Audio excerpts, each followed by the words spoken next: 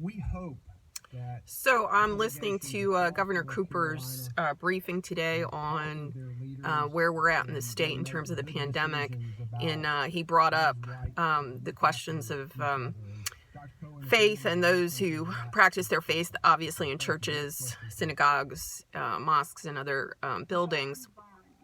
But it's super interesting.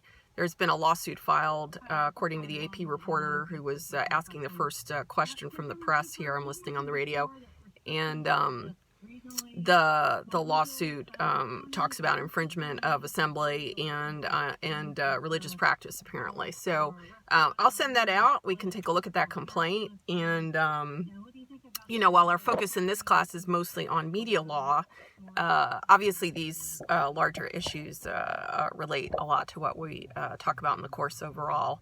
So we'll take a look at that. We'll talk on Zoom on Monday night.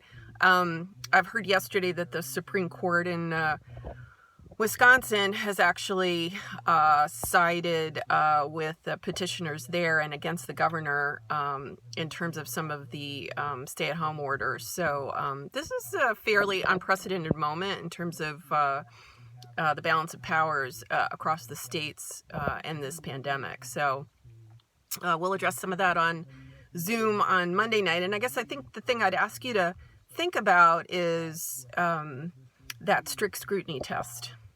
Take a look at that, and let's think about this issue of compelling government interests.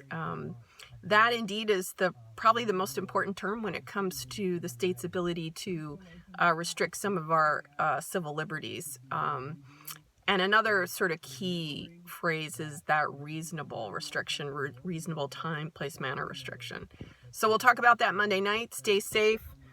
Don't forget your masks. And I'm headed into my parents' right now to deliver groceries. So life goes on.